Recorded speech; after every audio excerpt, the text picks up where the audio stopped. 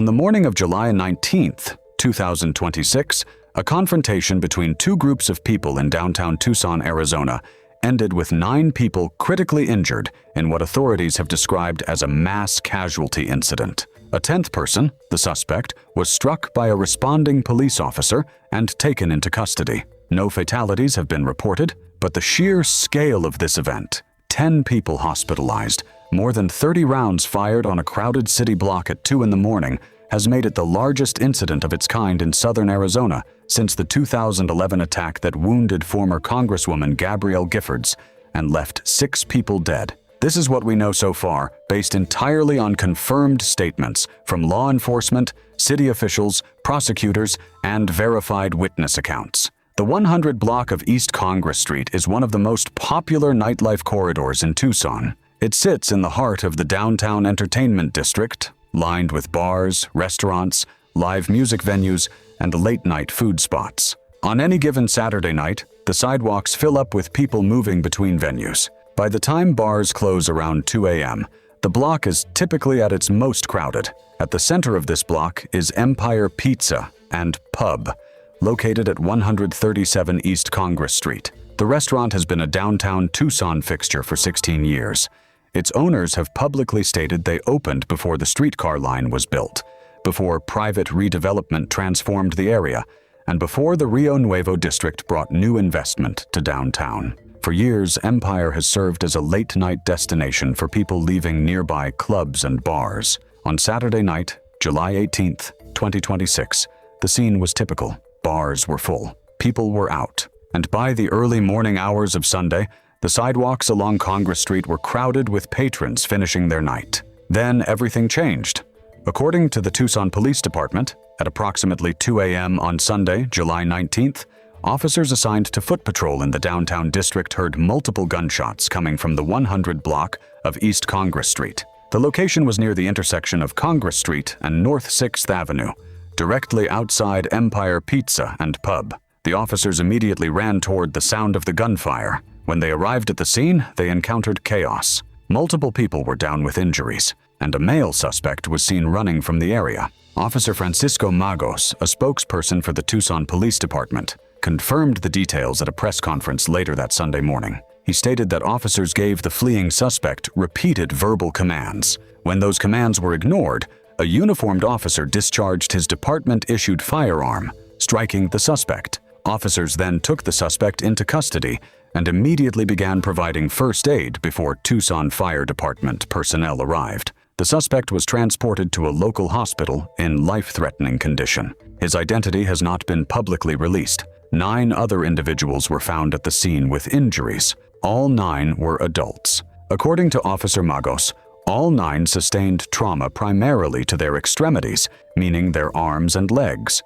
All were taken to area hospitals in critical condition. No fatalities were reported, and both Tucson Mayor Regina Romero and Pima County Attorney Laura Conover expressed hope that all 9 would survive. It is important to note that the suspect has not been formally charged as of this recording and is presumed innocent unless and until convicted in a court of law. Now, the key question in any case like this is, how did it start? And here, authorities have provided a critical detail. According to the Tucson Police Department, the incident began as a confrontation between 2 groups of people who were known to each other. This was not a random attack on strangers. The 2 groups had some form of prior connection. Police confirmed to ABC 15 that bystanders were among those struck when the situation escalated into gunfire. That means some of the 9 people who were injured may have had nothing to do with the dispute. They were simply in the wrong place at the wrong time. Empire Pizza's owners confirmed in a statement posted to their Instagram page that 2 of the 9 people injured were seated on the restaurant's patio when the incident occurred. They were outside, eating, and were struck by rounds that came from the street. They were not part of the confrontation. Several witnesses have provided accounts that help piece together the timeline leading up to the incident. Anais Camacho told reporters she was outside Empire Pizza with her family around 1 a.m. She described seeing what appeared to be an argument between a small group of people near the restaurant. Then the situation escalated rapidly. Camacho told reporters she saw one of the individuals reach toward his waistband and lift his shirt. She said she did not see a weapon, but she understood what the gesture meant. She said she yelled at the people around her to run. She later told reporters she didn't realize she was yelling in Spanish in the moment. She warned everyone he had a weapon, grabbed her cousin, and ran. As soon as they turned the corner, she said, "The gunfire began." Camacho estimated she heard 4 or 5 rounds. Her cousin counted 6. Camacho also revealed that this was not the first time she had experienced something similar at that exact location. She told KGUN she had been present during a previous incident at the same corner, during which 3 rounds were fired. She said she has long told her family and friends that once it passes 1:30 in the morning downtown, it is time to leave, because that is when situations tend to escalate. Another witness, Felicia Lynch, a Tucson resident, said she and her friends left a nearby club at approximately 1:50 a.m.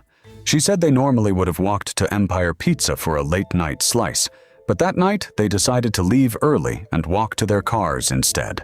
That decision may have kept them out of harm's way. Lyft driver Tom Selin-So provided a different perspective. She told the Arizona Daily Star she was sitting in her vehicle at the traffic light at 6th Avenue and Congress Street when the incident began. She estimated she heard more than 15 rounds fired in rapid succession. She described the experience of hearing the gunfire that close and not knowing which direction it was coming from while being unable to move because the traffic light was still red. Tissot also described seeing uniformed officers on the southeast corner near her vehicle. She said the officers ducked down when the gunfire started, and as soon as the round stopped, they immediately ran across the street toward the scene. Tissot said she went down over her center console in her car to take cover. She later told reporters she was grateful so many officers were already in the area. So let's take a closer look at the police response, because multiple sources have described it as remarkably fast. The officers who responded were already on foot patrol in the downtown district. They did not have to be dispatched from a station. They were already there. When they heard the gunfire, they ran directly toward it. Empire Pizza's owners, who reviewed their own surveillance footage for the police investigation, said that within less than 1 minute of when injuries appeared to occur, 2 officers were on scene and rendering first aid. The restaurant's Instagram statement described the officers running directly into the area where rounds had been fired to help the injured. The suspect was ultimately stopped at the Ronstadt Transit Center, a bus station located at the corner of Congress Street and 6th Avenue, just a short distance from where the incident began. Multiple social media accounts placed the end of the pursuit at that location.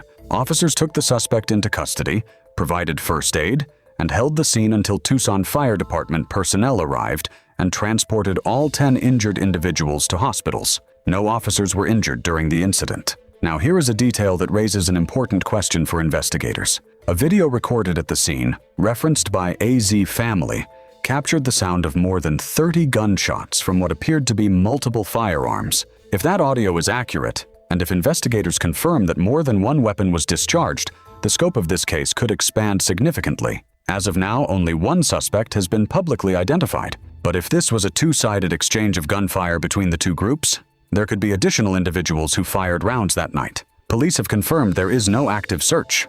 The Pima County Sheriff's Department is the lead agency on the criminal investigation. The Tucson Police Department is conducting a separate internal review to determine whether the officer who discharged his weapon violated any department policies. This is standard procedure in Tucson whenever an officer fires his weapon. Both investigations will be forwarded to the Pima County Attorney's Office for review once completed. Pima County Attorney Laura Conover confirmed that senior prosecutors from her office responded in the early morning hours. A team of victim advocates was dispatched to the hospital to support those who were injured. In a public statement, Conover said she wanted to acknowledge the officers who responded so quickly and effectively, and the hospital staff working to keep community members alive. The case has been assigned Pima County Sheriff's Department case number 2607-19048. Investigators are asking anyone who witnessed the incident or who has cell phone or surveillance video to contact the 88 Crime Anonymous tip line and reference that case number. This incident has also drawn responses from several public officials beyond the local level. Former Congresswoman Gabrielle Giffords, who survived an assassination attempt in Tucson in January 2011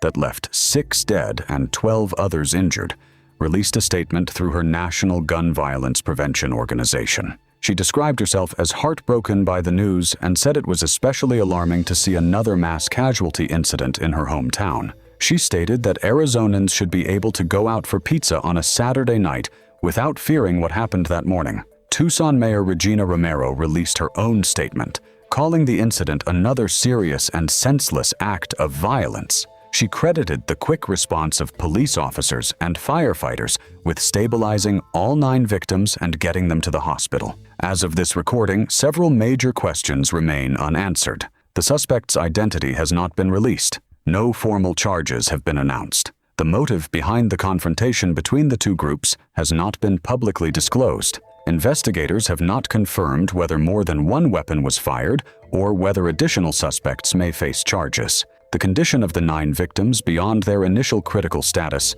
has not been updated publicly, and the internal review of the officer who fired his weapon has not been completed. What we do know is this: 9 people went out on a Saturday night in downtown Tucson. By 2 in the morning, all 9 were in the hospital with critical injuries.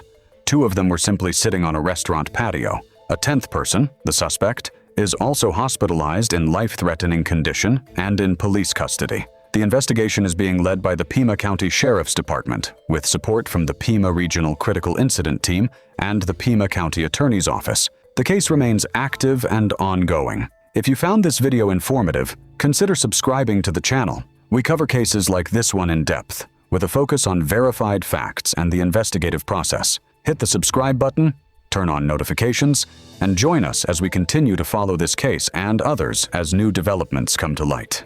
9 people were injured. 1 suspect is in custody, and the investigation into what happened on Congress Street is just getting started.